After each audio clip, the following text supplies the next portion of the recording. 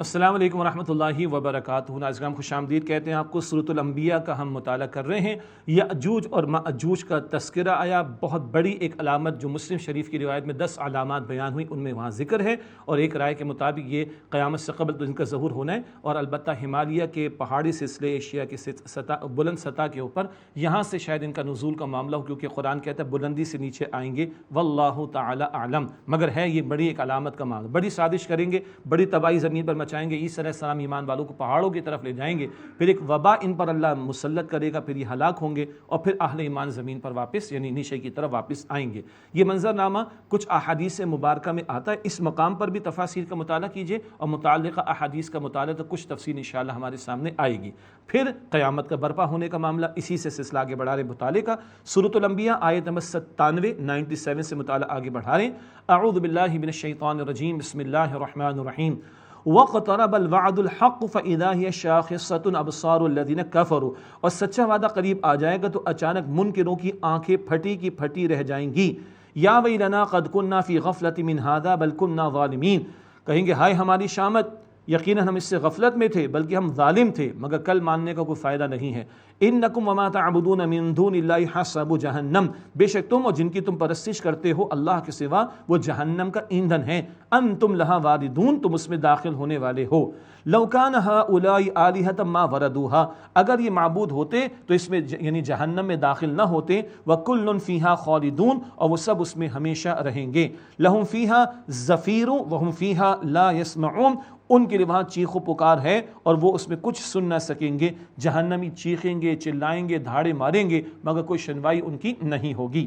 ہاں اللہ کے نیک بندے وہ تو اللہ کی رضا کے مقام جنت میں ہوں گے۔ اور ایک اہم ذرا ٹیکنیکل نقطہ ہے، آگے نیک بندوں کا ذکر آ رہا ہے، وہ جہنم سے دور رکھے جائیں گے۔ پہلے ذکر آیا کہ تم اور تمہارے معبود جن کی تم نے پرستش کی وہ جہنم میں ڈالے جائیں گے، لیکن یاد رہے اگر عیسیٰ علیہ السلام اللہ کے پیغمبر، ان کو اللہ کی الوہیت میں شامل کیا گیا، اور کسی اور نبی کو عزیر علیہ السلام کو اللہ کا بیٹا کہہ دیا گیا، تو انبیاء تو سب سے بڑھ کر نیک ہیں، وہ تو رحمت کے مقام جنت میں ہوں گے۔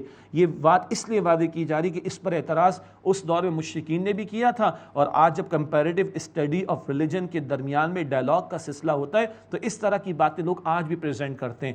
دوبارہ عرض کرتا ہوں، آیت 98 تم اور تمہارے معبود جہنم میں ہوں گے، آیت 101 کا مطالعہ کر رہے ہیں نیک لوگ بچائے جائیں گے، وہ تو جنت میں ہوں گے۔ تو مراد اللہ کے نیک بندوں میں سے کسی کو اللہ کی الوہیت میں شامل کیا گیا تو مشرک تو جہنم میں ہوں گے، اللہ کے نیک بندے تو رحمت میں ہوں گے۔ اب ان کا ذکر، ان الذین سبقت لهم من الحسنى اولئک عنها مبعدون، بے شک جن لوگوں کے لیے ہماری طرف سے پہلے ہی بھلائی کا معاملہ طے ہو چکا وہ لوگ تو اس سے دور رکھے جائیں گے۔ اور سب سے بڑھ کر بھلائی کا معاملہ اللہ نے انبیاء اور رسول کے لیے طے فرمایا، اللہ ہمیں بھی جنت عطا فرمائے۔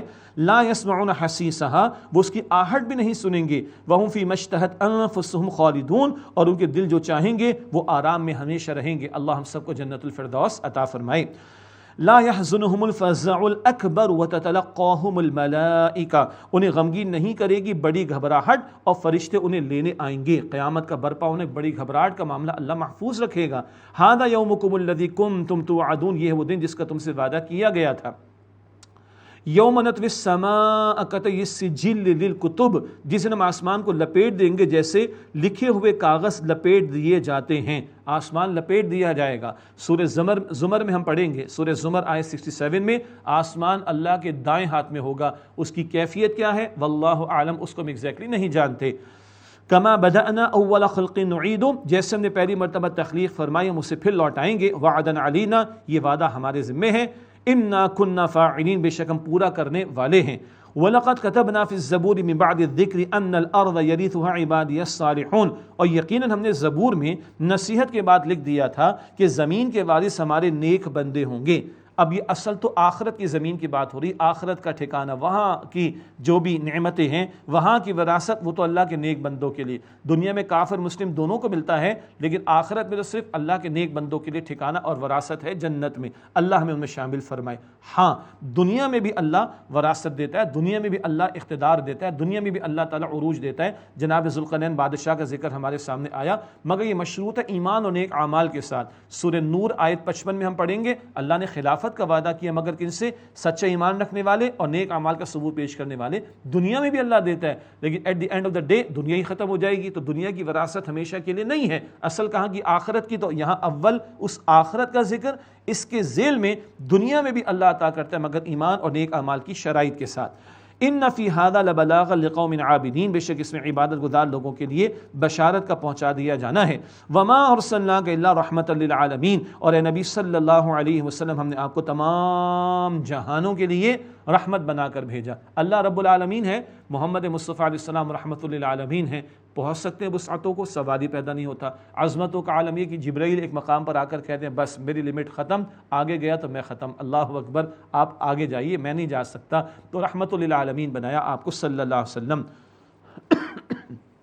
مشرکین مکہ نے یہاں تک الزام تراشی کی کہ آپ نے تو پھوٹ ڈال دیے, بھائی کو بھائی سے, باپ کو بیٹے سے جدا کر دیا, معاذ اللہ. اللہ فرماتے ہم نے تو اپنے پیغمبر علیہ السلام کو رحمت للعالمین بنا کر بھیجا. حضور کا لایا ہوا قرآن رحمت بھرا قرآن صلی اللہ علیہ وسلم, حضور کا لایا ہوا دین رحمت و بھرا دین, حضور کا اسوہ رحمت و بھرا اسرہ, حضور کی تعلیم رحمت بھری تعلیم ہے, مردوں کے لیے بھی, عورتوں کے لیے بھی, یتیموں کے لیے بھی, بچوں کے لیے بھی, سبحان اللہ. ایون جانوروں کے لیے تعلیمات موجود ہیں, ایون پودوں کے لیے تعلیمات موجود ہیں, زندگی کے تمام گوشوں کے لیے حضور کا لایا ہوا نظام عدل تمام انسانیت کے لیے رحمت ہے. اللہ اکبر کبیرہ, جس کی تلاش میں آج دنیا سسک رہی ہے, جس کی برکات یہ بھی ہوتی ہیں جو سیدنا عمر کے دور میں دنیا دیکھتی ہے, جو سیدنا عمر بن عبدالعزیز رحمۃ اللہ علیہ کے دور میں لوگ دیکھتے ہیں, وہ آج برکتوں کی دنیا ترس رہی ہے. وہ رحمت حضور لے کر آئے ہیں صلی اللہ علیہ وآلہ وسلم.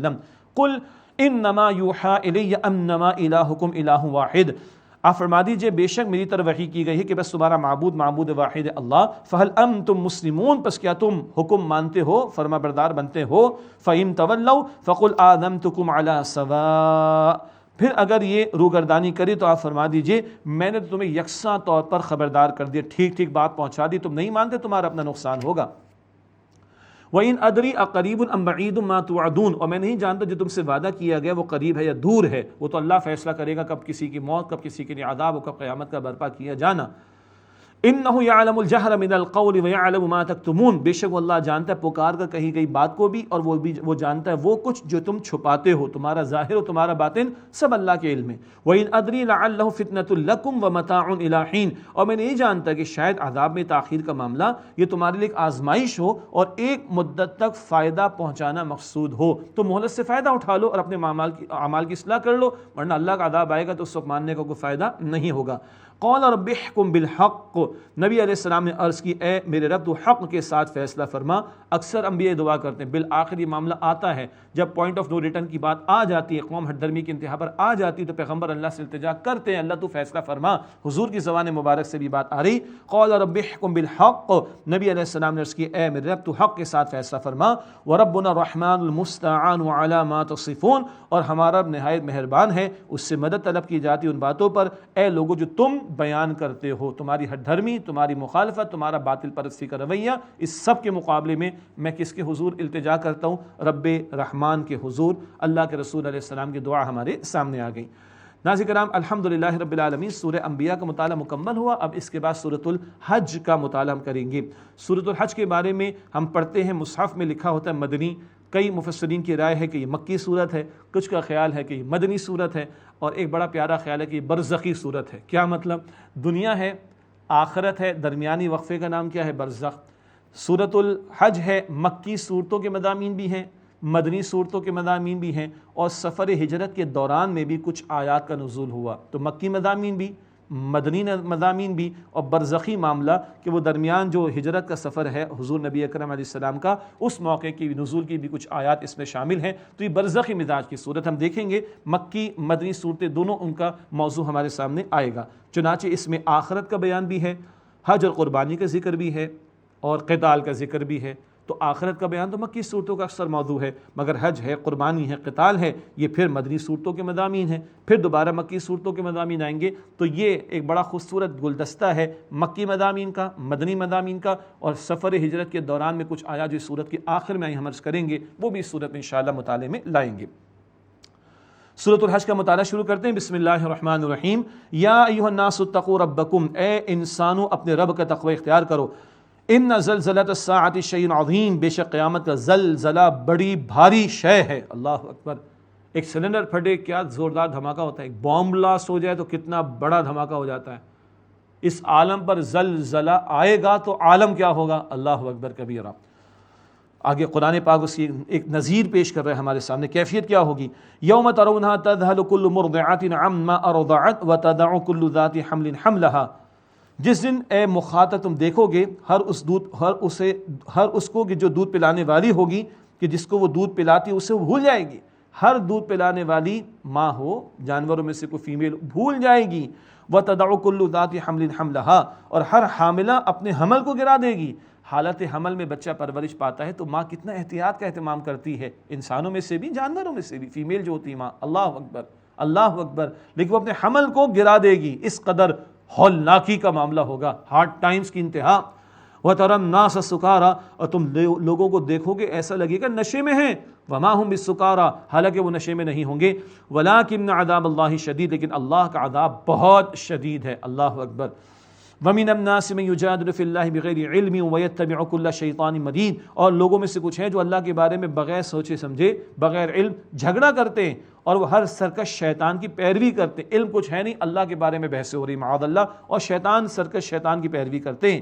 کتب علیہ انہ من تولاہ فانہ یضلہ ویہدیہ الی عذاب السعیر، اس شیطان کی نسبت تو لکھ دیا گیا کہ جو اس سے دوستی کرے گا تو بے شک یہ شیطان اسے گمراہ کر ڈالے گا اور اسے دوزخ کے عذاب کی طرف راہ دکھائے گا۔ یا ایھا الناس ان کنتم فی ریب من البعث فانا خلقناکم من تراب، اے انسانوں اگر تمہیں قیامت کے دن جی اٹھنے کے بارے میں شک ہو تو غور کرو، ہم نے تمہیں مٹی سے پیدا کیا، ثم من نطفۃ، پھر نطفے سے پیدا کیا، ثم من علقۃ، پھر علقہ سے پیدا بنایا، ثم من مضغہ، پھر گوشت کی بوٹی کی شکل دی، مخلقۃ وغیر مخلقۃ، جس کی بناوٹ مکمل بھی ہوتی ہے اور ادھوری بھی۔ یہ انسانی تخلیق کے کچھ مراحل ہیں، اس پر تھوڑا سا کلام ہم کر لیں گے۔ سورۃ المؤمنون کے آغاز میں 18ویں پارے کی پہلی سورت، وہاں بھی یہ تخلیق انسانی کے مراحل کا ذکر آیا۔ ایک نقطہ، بناوٹ مکمل بھی ہوتی ہے اور ادھوری بھی۔ انسانی تخلیق کا عمل ماں کے بطن میں جو چلتا ہے، 8-9 مہینے لگتے ہیں اس کے اندر، تو یکدم ہر چیز نہیں بن جاتی، تو کسی ایک اسٹیج پر مثلاً سماعت مکمل ہو گئی لیکن ابھی بصارت کی جو ہے وہ تخلیق کا عمل جاری ہے، ابھی پورا نہیں ہوا، تو کوئی ایک عضو مکمل ہو جاتا ہے ایک سرٹن اسٹیج پر، اور ایک عضو، ایک پارٹ آف باڈی ابھی پروسیس کے اندر ہوتا ہے۔ یہ بھی ایک مراد دی گئی ہے کہ جب درجہ بدرجہ اعضائے جسمانی کی تخلیق کا عمل مکمل ہوتا چلا جاتا ہے۔ لِنُبَيِّنَ لَكُمْ، تاکہ ہم تمہارے لیے اپنی قدرت کا اظہار کریں۔ وَنُقِرُّ فِي الْأَرْحَامِ مَا نَشَاءُ إِلَىٰ أَجَلٍ مُّسَمًّى، اور ہم ماؤں کے رحموں میں جو چاہیں ایک مدت تک ٹھہراتے ہیں۔ ثُمَّ نُخْرِجُكُمْ طِفْلًا، پھر ہم تمہیں نکالتے ہیں بچے کی صورت میں۔ لِتَبْلُغُوا أَشُدَّكُمْ، تاکہ تم پھر اپنی جوانی کو پہنچو۔ وَمِنْكُمْ مَن يُتَوَفَّى وَمِنْكُمْ مَن يُرَدُّ إِلَىٰ أَرْذَلِ الْعُمُرِ، اور تم میں سے کوئی طبعی عمر سے قبل وفات دے دیا جاتا ہے، اور تم میں سے کوئی پہنچایا جاتا ہے نکمی عمر تک، یعنی پھر انسان اپنے حواس میں بھی شاید بعض اوقات نہیں رہتا، اللہ اس نکمی عمر سے ہمیں محفوظ رکھے۔ لِكَيْ لَا يَعْلَمَ مِن بَعْدِ عِلْمٍ شَيْئًا، تاکہ وہ جاننے کے بعد بھی اب کچھ نہ جانے، نہ سمجھ ہو جائے۔ یہ تخلیق انسانی کے مراحل اور یہ انسانی زندگی کے تغیرات، ان میں اللہ کی قدرت کی نشانیاں اور عبرت کا سامان بھی موجود ہے۔ جس نے تمہیں پیدا کیا تم نہ تھے، اس سے دوبارہ تمہیں پیدا کرنا کوئی مشکل نہیں ہے۔ یہ انسانی تخلیق میں سے ذکر آیا، اب نباتات کا تذکرہ آ رہا ہے۔ وَتَرَى الْأَرْضَ هَامِدَةً فَإِذَا أَنزَلْنَا عَلَيْهَا الْمَاءَ اهْتَزَّتْ وَرَبَتْ وَأَنبَتَتْ مِن كُلِّ زَوْجٍ بَهِيجٍ، اور تم زمین کو اے مخاطب دیکھتے ہو کہ خشک پڑی ہوتی ہے، پھر جب ہم اس پر بارش برساتے ہیں تو وہ تر و تازہ ہو جاتی ہے اور ابھر آتی ہے اور اگا لاتی ہر قسم کا رونق دار جوڑا، یعنی نباتات کا۔ سبحان اللہ، مردہ زمین کو زندگی دیتا ہے کون؟ اللہ۔ تم مر جاؤ گے زندگی دے گا کون؟ اللہ سبحانہ وتعالی۔ ذَلِكَ بِأَنَّ اللَّهَ هُوَ الْحَقُّ وَأَنَّهُ يُحْيِي الْمَوْتَى وَأَنَّهُ عَلَى كُلِّ شَيْءٍ قَدِيرٌ، یہ اس لیے کہ اللہ ہی برحق ذات ہے، اور یہ کہ وہ مردوں کو زندگی دیتا ہے، اور یہ کہ وہ ہر شے پر قدرت رکھنے والا ہے۔ وَأَنَّ السَّاعَةَ آتِيَةٌ لَا رَيْبَ فِيهَا، بے شک قیامت آنے والی، اس میں کوئی شک نہیں۔ وَأَنَّ اللَّهَ يَبْعَثُ مَن فِي الْقُبُورِ، اور یہ کہ اللہ تعالیٰ اٹھائے گا انہیں جو قبروں میں ہیں، اللہ ہی دوبارہ زندگی عطا فرمائے گا۔ وَمِنَ النَّاسِ مَن يُجَادِلُ فِي اللَّهِ بِغَيْرِ عِلْمٍ وَلَا هُدًى وَلَا كِتَابٍ مُنِيرٍ، اور لوگوں میں ایسا بھی کوئی ہے جو اللہ تعالیٰ کے بارے میں جھگڑا کرتا ہے بغیر علم اور بغیر کسی دلیل اور بغیر کسی روشن کتاب کے اللہ کے بارے میں بحث و جھگڑے ہو رہے، علم ہے نہیں، دلیل کچھ ہے نہیں، مراد شرک کے لیے تو کوئی دلیل انسان کے پاس نہیں۔ ثانیہ عطفی لیضل عن سبیل اللہ، تکبر سے اپنی گردن موڑتے ہوئے تاکہ اللہ تعالیٰ کے راستے سے گمراہ کرنے کی کوشش کرے۔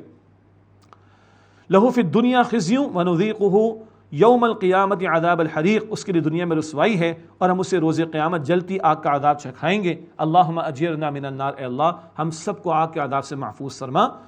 ذالک بما قدمت یداک وان اللہ لیس بظلام للعبید، یہ ہے اس سبب سے جو تیرے ہاتھوں نے اے مخاطب اپنی کمائی آگے بھیجی اعمال کی، اور بے شک اللہ سبحانہ وتعالی اپنے بندوں پر ظلم بالکل بھی کرنے والا نہیں ہے۔ جو جا رہے جہنم کی طرف وہ اپنے انگارے خود تیار کر رہے ہیں۔ اللہ ہمیں جہنم کے عذاب سے بچائے، اور آج نافرمانی اور معصیت کی شکل سے اللہ تعالیٰ میری آپ کی ہم سب کی حفاظت فرمائے۔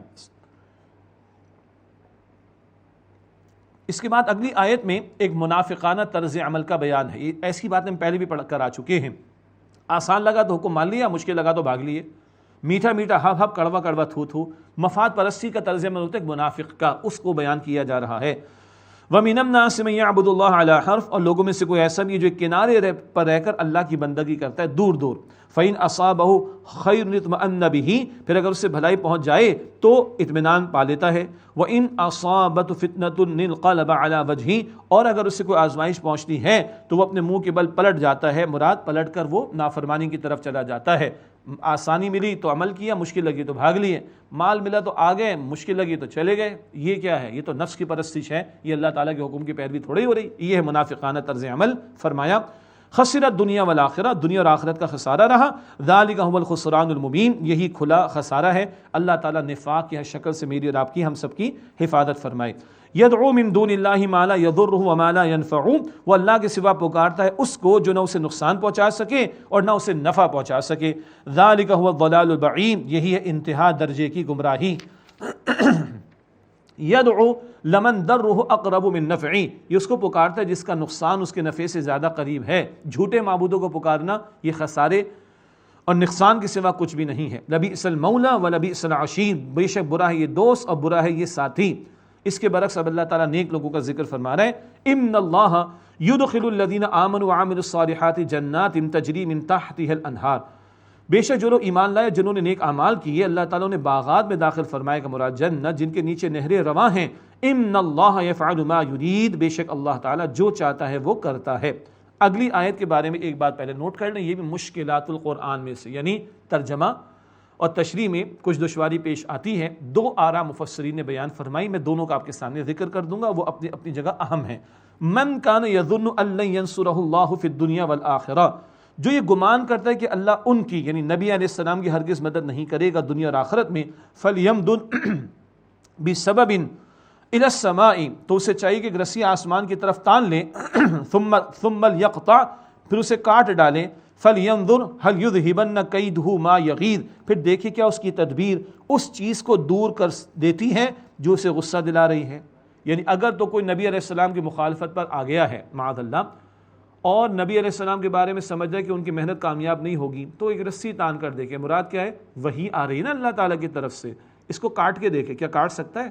نہیں کاٹ سکتا۔ وہی کے سلسلے کو روک سکتا ہے؟ نہیں روک سکتا، تو خود ہی غصے میں مرے گا۔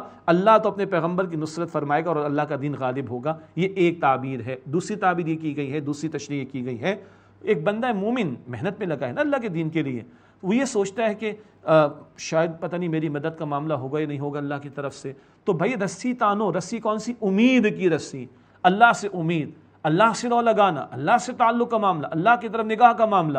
اگر اللہ سے لو نہیں ہے، اللہ سے امید نہیں ہے، اللہ پر توکل نہیں ہے، تو پھر تو تمہارے ہاتھ پلے کچھ نہیں پڑے گا۔ تو جب تک اللہ سے امید ہے تو تم لو لگاؤ گے، محنت کرو گے، توکل کرو گے، اسٹرگل کرو گے، اللہ تعالیٰ کی مدد تمہارے شامل حال ہوگی۔ تو ایک بندہ مومن کو بھی اللہ سے امید رکھنے، اللہ سے لو لگانے، اللہ پر توکل کرنے کی تعلیم دی جا رہی ہے ذرا مشکل مقام، تفاصیل مزید دیکھ لیجیے گا انشاءاللہ تعالی۔ وَكَذَلِكَ أَنزَلْنَاهُ آيَاتٍ بَيِّنَاتٍ وَأَنَّ اللَّهَ يَهْدِي مَن يُرِيدُ، اور اسی طرح ہم نے اس قرآن کریم کو اتارا روشن آیات کی صورت میں، اور بے شک اللہ تعالیٰ جس کو چاہتا ہے ہدایت عطا فرماتا ہے۔ إِنَّ الَّذِينَ آمَنُوا وَالَّذِينَ هَادُوا وَالصَّابِئِينَ وَالنَّصَارَى وَالْمَجُوسَ وَالَّذِينَ أَشْرَكُوا، بے شک جو لوگ ایمان لائے اور جو یہودی ہوئے اور جو ستارہ پرست صابئین ہیں اور نصارہ اور آتش پرست مجوس، آگ کی پوجا پاٹ کرنے والے اور مشرک۔ ان اللہ یفصل بینہم یوم القیامہ، بے شک اللہ تعالیٰ ان کے درمیان قیامت کے دن فیصلہ فرما دے گا۔ ان اللہ علی کل شیء شہید، بے شک اللہ ہر شے پر، ہر بات پر از خود گواہ ہے۔ الم تر ان اللہ یسجد لہ من فی السماوات ومن فی الارض والشمس والقمر والنجوم والجبال والشجر والدواب وکثیر من الناس، کیا اے مخاطب تم نے نہیں دیکھا کہ اللہ تعالیٰ کے لیے سجدہ کرتا ہے جو کوئی بھی آسمانوں میں اور جو زمین میں ہے، اور سورج اور چاند اور ستارے اور پہاڑ اور درخت اور چوپائے، اور بہت سے انسان بھی سجدہ کرتے ہیں اللہ کو۔ وَكَثِيرٌ حَقَّ عَلَيْهِ الْعَذَابُ، اور بہت سے ایسے کہ جن کے بارے میں عذاب کا فیصلہ ثابت ہو چکا۔ وَمَن يُهِنِ اللَّهُ فَمَا لَهُ مِن مُكْرِمٍ، اور جسے اللہ تعالیٰ ذلیل کرنے کا فیصلہ کر دے اس کے لیے کوئی عزت دینے والا نہیں۔ إِنَّ اللَّهَ يَفْعَلُ مَا يَشَاءُ، بے شک اللہ تعالیٰ جو چاہتا ہے وہ کرتا ہے۔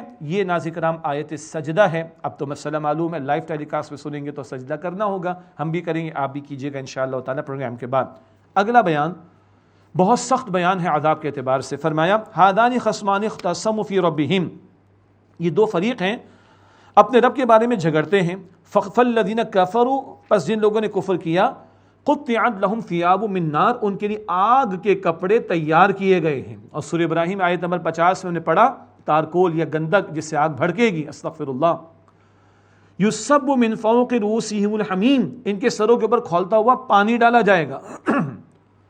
یصہر بہ ما فی بطونہم والجلود، اس سے پگھل جائے گا جو ان کے پیٹوں میں ہے اور ان کی کھالیں بھی، اور کھالیں بار بار دی جائیں گی، نساء 56 میں ہم پڑھ چکے، استغفر اللہ۔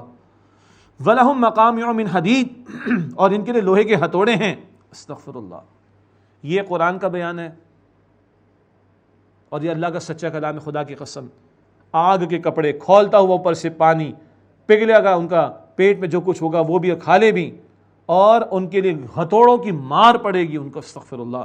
کلما ارادوا ان یخرجوا منها من غم اعیدوا فیها، جب بھی وہاں غم کے مارے وہاں سے نکلنے کا ارادہ کریں گے اسی میں لوٹا دیے جائیں گے۔ وذوقوا عذاب الحریق، اور کہا جائے گا جلنے کا عذاب چکھو۔ اللہم اجرنا من النار، اے اللہ ہم سب کو آگ کے عذاب سے محفوظ فرما۔ یہ اللہ تعالی ہمیں ڈرا رہا ہے، ڈریں گے تو بچیں گے نا، خوف ہوگا تو بچنے کی کوشش کریں گے، دعا بھی کرنی اور معاصی تو گناہوں سے بچنا بھی ہے۔ اللہ تعالی ہمیں اس کی توفیق عطا فرمائے۔ ہاں، جو اللہ ڈراتا ہے وہ رحمتیں برساتا ہے، وہ رحمتوں کا بیان عطا فرماتا ہے، خوشخبری بھی عطا فرماتا ہے، خوشخبری کا بیان آگے آ رہا ہے۔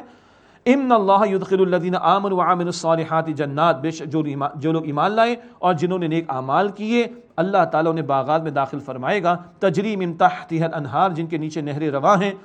یحلون فیہا من اساور من ذہب ولؤلؤا، اس میں انہیں سونے کے کنگن اور موتی پہنائے جائیں گے۔ ولباسهم فیہا حریر، اور اس میں ان کا لباس ریشم کا ہوگا۔ یہ باتیں پہلے بھی آئیں، سونا وہاں ملے گا، ریشم وہاں ملے گا، ادھر مردوں کے لیے دنیا میں حرام، ادھر یہی سب کچھ عطا ہوگا، اور اللہ تعالیٰ کی شان کے مطابق جنت کا عطا ہوگا، سبحان اللہ۔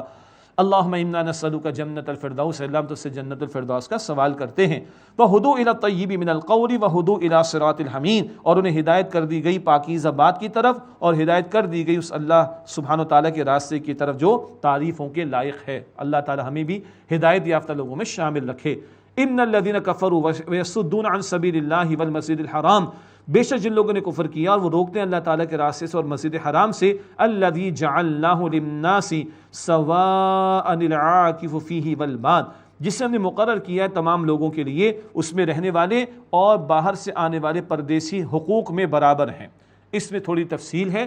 ایک مراد یہ لی گئی جو مقامات ہیں مناسک حج کے، وہ کسی کی ذاتی ملکیت اور پراپرٹی کا معاملہ نہیں، وہ تمام مسلمانوں کے لیے یکساں حقوق کے اعتبار سے کم از کم مقامات جو مناسک حج ہیں ان کے اعتبار سے تو سارے علماء کے اس پر اتفاق، یہ ذاتی جائیداد نہ بنائی جائے، اس کو ذاتی منافع خوری کا معاملہ نہ کیا جائے، اور تمام مسلمانوں کے لیے ان مقامات پر تو یکساں معاملہ ہونا چاہیے۔ اس سے زائد بھی آراء ہیں، وہ تفاسیر میں آپ دیکھیے گا۔ حاصل کلام یہ کہ وہاں سعودی حکومت کو حجاج کو زیادہ سے زیادہ سہولیات دینے، اور جو ڈسکرمنیشن کا معاملہ ہو جایا کرتا ہے، امتیازی سلوک کا معاملہ ہو جایا کرتا ہے، اس سے ان کو بچنا چاہیے۔